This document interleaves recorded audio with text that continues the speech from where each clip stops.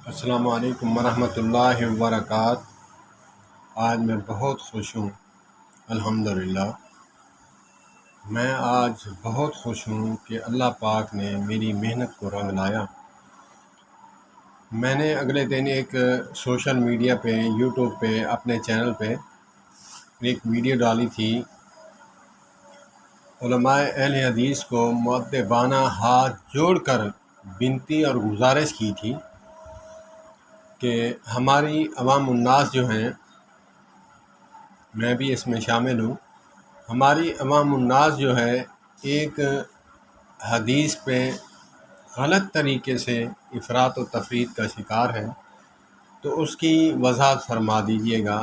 لیکن social media سے کسی نے میری پیٹھ پہ ہاتھ نہیں رکھا، سر پہ ہاتھ نہیں رکھا، لیکن مولانا ضیاء الرحمن صاحب ہیں، جلال پور پیر والا مولانا رفیق عصری صاحب رحمۃ اللہ تعالی علیہ، جو کہ 3-4 دن پہلے وفات پا چکے ہیں اور وہاں کے فارغ شدہ ہیں۔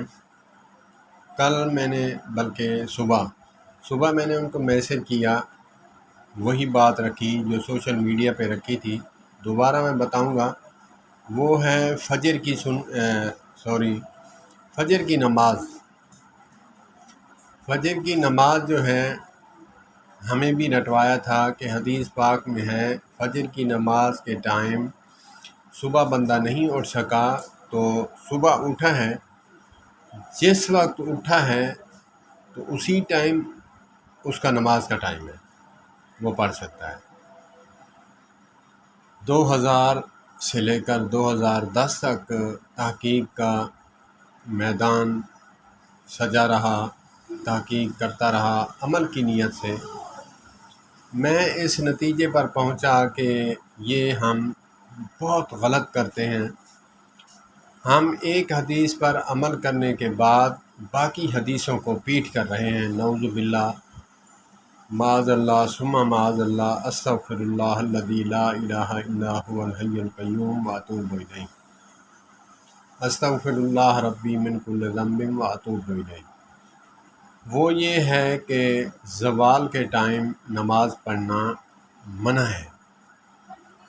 ہم اس بات کو بھول بیٹھے کہ بس جس ٹائم آپ اٹھیں، جماعت کے ساتھ نہیں پہنچ سکتے تو اسی ٹائم وضو کریں، نماز پڑھیں، بس۔ تو ہم وہ بات بھول گئے کہ آقا کریم علیہ الصلوۃ والسلام کی حدیث پاک کا مفہوم ہے کہ 3 ٹائم ہیں ایسے، اس وقت نماز پڑھنا ثواب تو کجا، الٹا انسان مجرم بنتا ہے۔ ایک صبح طلوع آفتاب کے ٹائم،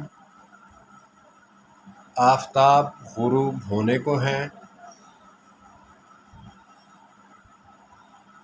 طلوع آفتاب ہونے کو ہے اور اس وقت نماز پڑھنا منع ہے۔ دوسرا، سر کے برابر سورج آئے،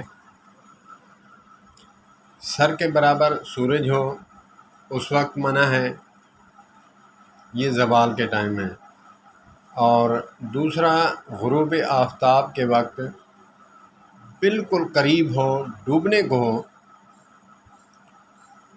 بس یعنی کہ آپ یہ سمجھ لیں کہ مغرب کا ٹائم قریب ہونے کو ہو، عصر کا ٹائم جو ہے وہ قضا ہونے کو ہو، غروب آفتاب موٹی مثال سمجھ لیں کہ آدھا سورج باہر آدھا اندر ہو، اس وقت بھی نماز پڑھنا ممنوع ہے۔ تو ہم اس بات کو نہیں دیکھتے، اس حدیث پاک کو نہیں دیکھتے تھے، لیکن الحمدللہ مولانا ضیاء الرحمن صاحب حفظہ اللہ تعالی، اللہ پاک ان کو صحت والی لمبی زندگی عطا فرمائے۔ میں اکثر کہا کرتا ہوں، جو میں بس معذرت کے ساتھ ایک بات عرض کرنے لگا ہوں، علماء سے معذرت کر کے میں پاؤں پکڑ کر جو ہٹ درم ہے نا مولوی، میں ان کی بات کر رہا ہوں۔ میں کہا کرتا تھا کہ عالم کو منوانا اونٹ کو رکشے پہ بٹھانے والی بات ہے۔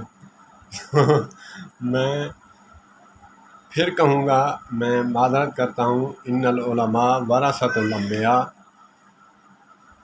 میں ان کی قدر کرتا ہوں، لیکن جو اس حدیث کے تحت آتا ہے وہ تو میرے سروں کا تاج ہیں، لیکن جو مجھ جیسے بد عمل ہیں ان کے لیے ہے کہ میں اکثر یہی کہا کرتا ہوں کہ مولوی کو منوا نہیں سکتا بندہ۔ ہاں، عوام الناس میں سے بہت بڑے سے بڑا پڑھا لکھا ہو، جتنا بھی ہو، اس کو آپ منوا سکتے ہیں، لیکن عالم کو نہیں منوا سکتے۔ آپ دیکھیں مناظرے میں کون کہتا ہے کہ آپ نے حدیث پڑھی ہے، میں ابھی اٹھتا ہوں عمل کرتا ہوں؟ نہیں، بالکل نہیں۔ بس یہی چکر ہوتا ہے، میں نے اسے ہرا کے اٹھنا ہے، میں نہ مانوں، کہاں چٹا ہے۔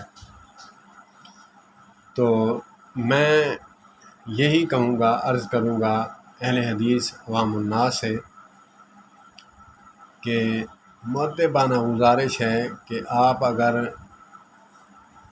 ایسے عمل کرنا شروع کر دیا بغیر پوچھے، اتنا بھی غیر مقلد نہ بنے۔ میں جی امام صاحب کی تقلید نہیں کرتا، میں جی امام صاحب کی تقلید کر کے مشرک بنوں؟ میرے سے پوچھیں، جو مقلد ہیں وہ پوچھ کر چلتے ہیں، پھر بھی ٹھیک ہے، تو پوچھتا ہی نہیں۔ میں پھر دہراؤں گا، آپ کو غصہ آ جائے گا کہ مولانا محمد الیاس گھمن حفظہ اللہ تعالیٰ فرماتے ہیں کہ توحید کی آڑ میں بے ادب نہ بنے اور ادب کی آڑ میں مشرک نہ بنے۔ یہ بھی ایسے ہی ہے۔ میں جی قرآن حدیث مانتا ہوں، میں جی قرآن حدیث مانتا ہوں، کسی مولوی کی نہیں مانتا۔ میں فقیہ بھی ہوں، عالم بھی ہوں، مجتہد بھی ہوں، بالکل میں جو ہے کسی کی نہیں مانتا۔ میں بھائی نہیں مانتا، تیرا راستہ بھی وہی ہے جو شیطان کا ہے، کیونکہ اب یہ مسئلہ ہے، واللہ مولانا ضیاء الرحمن صاحب حفظہ اللہ تعالیٰ نے مانا ہے کہ آپ نے یہ جو غلطی پوائنٹ کی ہے، میں بھی اس بات کو مانتا ہوں کہ ان 3 ٹائم زوال کے دیکھ کر پھر نماز پڑھنی چاہیے۔ اور انہوں نے دوسری بات کی کہ عوام الناس یہ دیکھتی ہے کہ حضرت بلال رضی اللہ تعالی عنہ مامور تھے، پہرے پر سفر پہ تھے آقا کریم علیہ الصلوۃ والسلام کے ساتھ، تو آقا نے فرمایا کہ اے بلال صبح ہمیں نماز کے لیے اٹھانا۔ تو جب نماز کا ٹائم گزر گیا، سورج کی کرنوں نے آ کر جگایا، تو آقا کریم علیہ الصلوۃ والسلام نے فرمایا اے بلال تو نے ہمیں نہیں اٹھایا، ہماری نماز جو ہے قضا ہو چکی ہے، فوت ہو چکی ہے۔ آقا جس ذات نے آپ کو سلا دیا اس ذات نے مجھے بھی سلا دیا۔ تو آقا نے حکم دیا کہ وضو کرو، اذان کہو، اقامت کہو، نماز پڑھتے ہیں۔ تو بھائی یہاں یہ بھی بات غور طلب بات ہے کہ آقا کریم علیہ الصلوۃ والسلام کو سورج کی کرنوں نے اٹھایا تو سورج نکل آیا تھا نا، تو اب پڑھیے نا۔ یہ بات ہم اس پہ غور نہیں کرتے کہ سورج نکل آیا تھا تب ہی نماز پڑھی ہے، تب تو ہم پڑھ سکتے ہیں، زوال کا ٹائم نہیں ہے، گزر چکا ہے۔ اسی لیے علماء احناف اس ٹائم کا بہت احتیاط کرتے ہیں، بہت احتیاط کرتے ہیں۔ میں سوچتا تھا یار اتنی احتیاط کیا ہے، مسئلہ کیا ہے؟ لیکن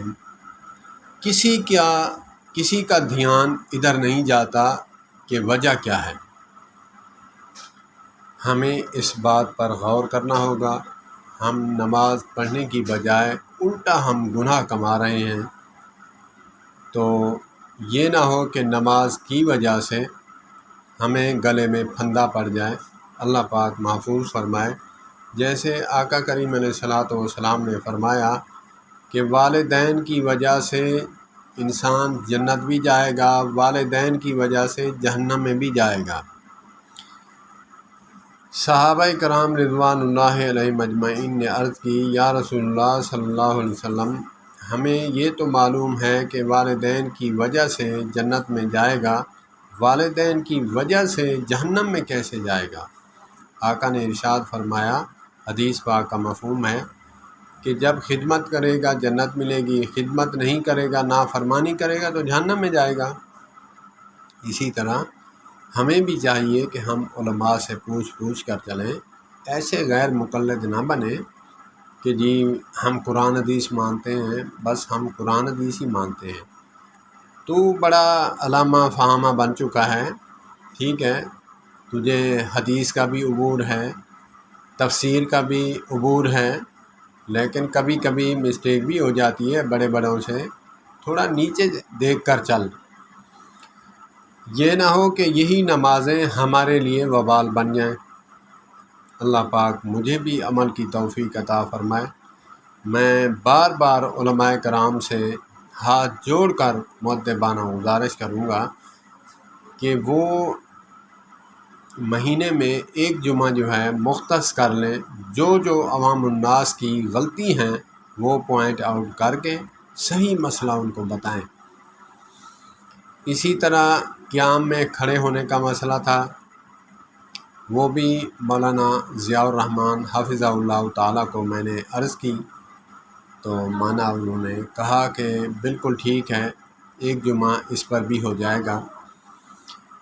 تو اسی طرح میں عرض کروں گا کہ قیام میں جب کھڑے ہوتے ہیں ہم افراد تفرید کا شکار دونوں مسلک والے ہیں۔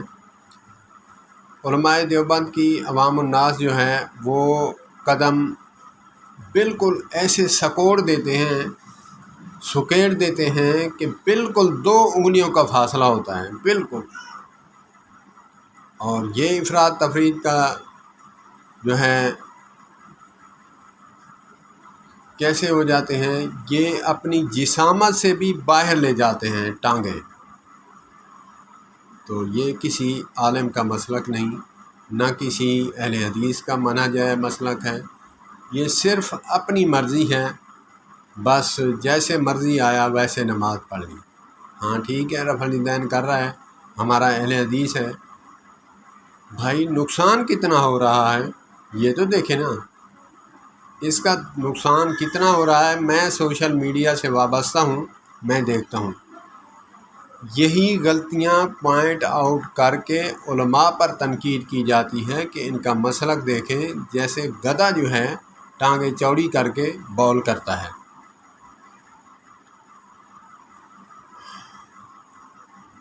تو میں یہی عرض کروں گا، علماء اہل حدیث سے مؤدبانہ گزارش ہے میری، اللہ آپ کو جزائے خیر عطا فرمائے، مجھے بھی اللہ پاک عمل کی توفیق عطا فرمائے، اور آپ کو بھی صحت والی لمبی زندگی عطا فرمائے انشاءاللہ العزیز۔ مجھ فقیر کی بات آپ سمجھیں گے اور مانیں گے، ایک جمعہ مہینے کا جو ہے انشاءاللہ ان باتوں پر بیان فرمائیں گے کہ جو ہماری غلطیاں ہیں۔ والسلام علیکم ورحمۃ اللہ وبرکاتہ۔